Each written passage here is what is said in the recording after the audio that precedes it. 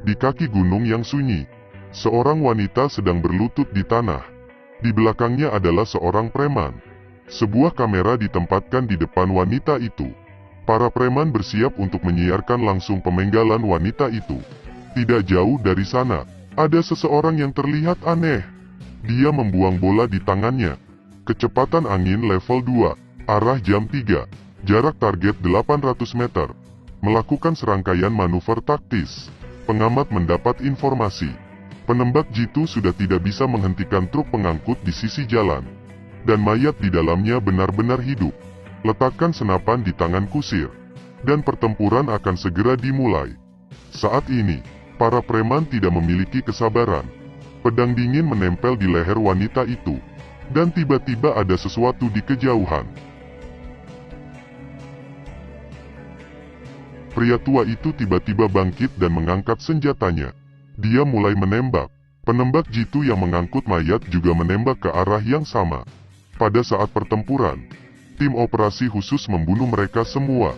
Tim operasi khusus Turki pergi jauh ke tempat ini untuk melakukan tugas penyelamatan reporter wanita. Setelah mengkonfirmasi identitas wanita itu, komandan memerintahkan tim untuk berangkat. Mereka berjalan di sepanjang bukit. Setelah kain putih terungkap, pemandangan tragis itu mengejutkan mereka. Sejumlah besar warga sipil diikat. Mereka dibantai secara brutal. Banyak dari mereka adalah orang tua dan anak-anak. Pada saat ini, tentara menemukan bahwa beberapa orang sedang mengumpulkan kekuatan mereka. Tentara mengamati dari kejauhan. Aliran peralatan membuat musuh tetap di tempat.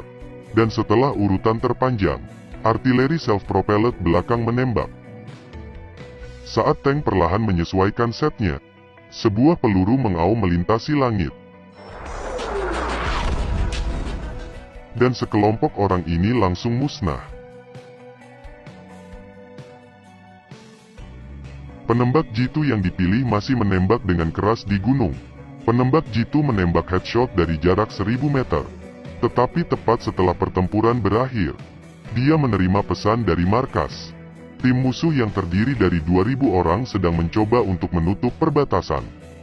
Dan tim berada di tengah pengepungan. Tidak banyak waktu tersisa bagi mereka untuk menghadapinya.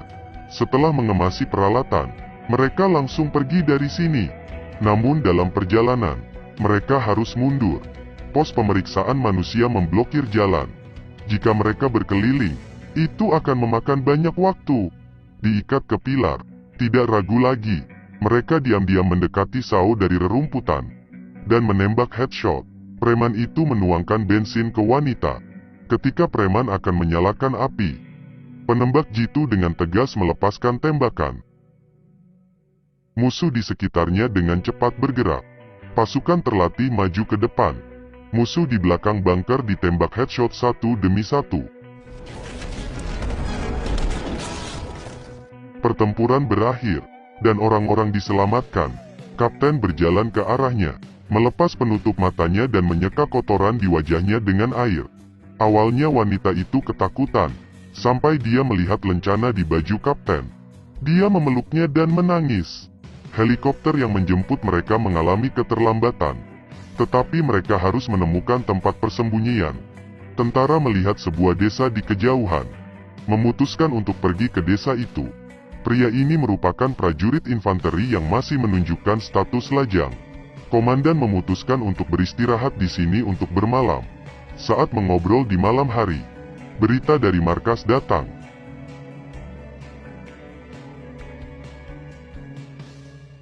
Saat kapten keluar dari kamar, reporter itu mengikutinya. Dia meminta kapten untuk menyelamatkan penduduk desa yang malang ini. Tugas yang dia terima adalah menyelamatkan reporter wanita Ho Anan. Tetapi reporter wanita membawa gadis kecil itu di depan kapten, dan meminta kapten untuk memberitahu gadis itu bahwa mereka akan ditinggalkan besok. Kapten hanya diam. Keesokan paginya, helikopter penyelamat tiba, dan semuanya penduduk desa datang untuk melihat kapten. Kapten membiarkan anak-anak naik helikopter terlebih dahulu. Ternyata hal ini dibicarakan oleh seluruh tim tadi malam. Mereka setuju untuk mengevakuasi penduduk desa terlebih dahulu. Reporter juga ingin tinggal dan membantu. Tetapi Kapten tidak setuju, karena misi mereka di sini adalah untuk menyelamatkannya. Jadi dia harus kembali dengan selamat. Kapten akan menuliskan catatan bunuh diri, kemudian diserahkan kepada reporter wanita. Jelas sekali jika mereka siap untuk mati. Setelah helikopter pergi, tim segera bersiap untuk bertarung. Mereka mempelajari seluruh desa terlebih dahulu, lalu mulai mempersiapkan jebakan, dipasang di kedua sisi jalan.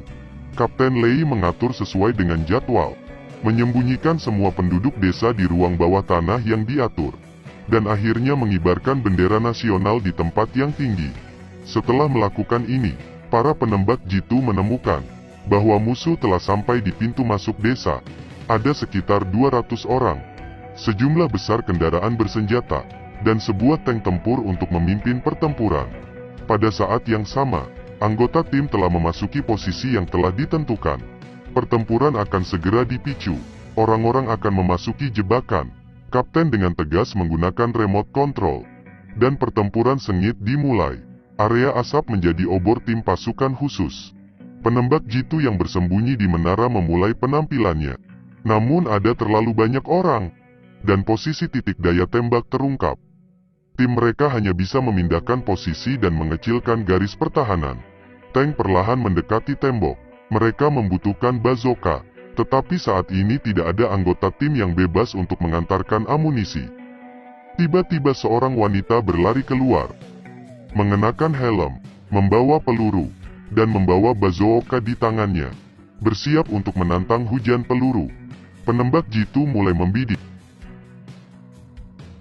Tank berhenti, memutar senjata, dan rekan dengan cepat mengingatkannya untuk memperhatikan. Tetapi sudah terlambat. Pada saat kritis, sebuah peluru menghantam tank. Setelah penembakan, itu tidak menyebabkan banyak kerusakan pada tank. Dan bazooka juga ditujukan saat ini. Jika satu tembakan tidak dapat menghancurkan tank, maka tembak dengan cepat. Penembak jitu melompat ke atap dan tidak mati. Dia memanjat dengan susah payah untuk menemukan kompartemen. Setelah itu pertempuran berlanjut. Meskipun tank tempur utama telah dibersihkan, tetapi musuh terlihat semakin banyak. Tim tidak punya pilihan selain mundur, untuk menutupi tentara yang mundur. Wakil kapten melawan musuh dari belakang, dan akhirnya ditangkap hidup-hidup. Musuh menganggapnya sebagai sandera. Penembak jitu melihatnya.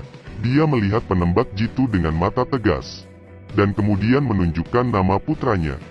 Penembak jitu mengerti bahwa dia berjanji untuk merawatnya dengan baik, jadi dia tidak perlu khawatir tentang itu.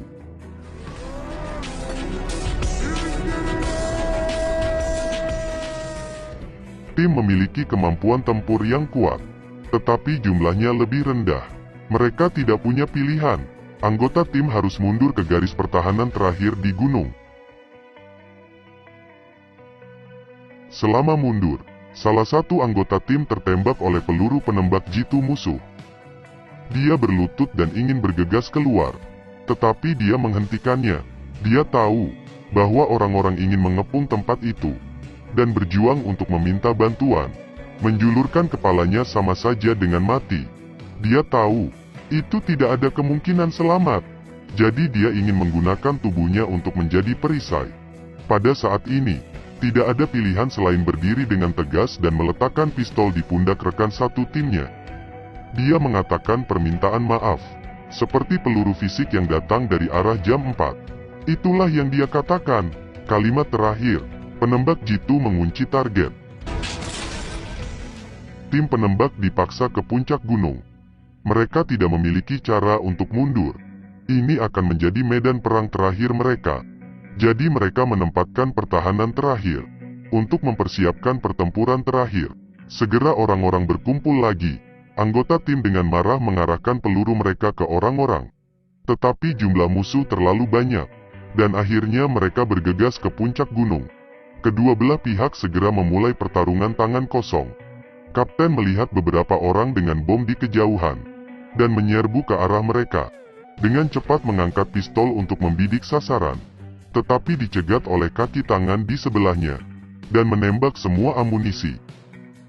dan menyaksikan rekan-rekan yang bertempur sampai mati, membuang senjata di tangan mereka, dan bergegas menuju musuh yang menyerang.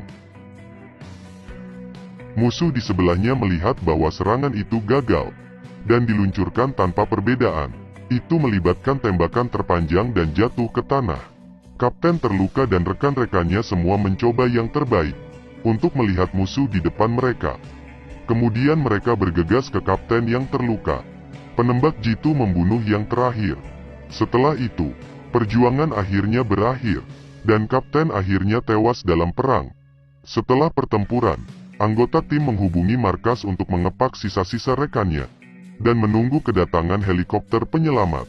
Dalam pertempuran, kendaraan komando yang profesional sesuai dengan perhitungan standar, adegan penembak jitu yang menembak penuh aksi, dan berbagai kenaikan setinggi langit, serta suara pertempuran senapan serbu masih membuat orang merasa memacu adrenalin. Teman yang suka bisa menemukan film ini. Selamat tinggal.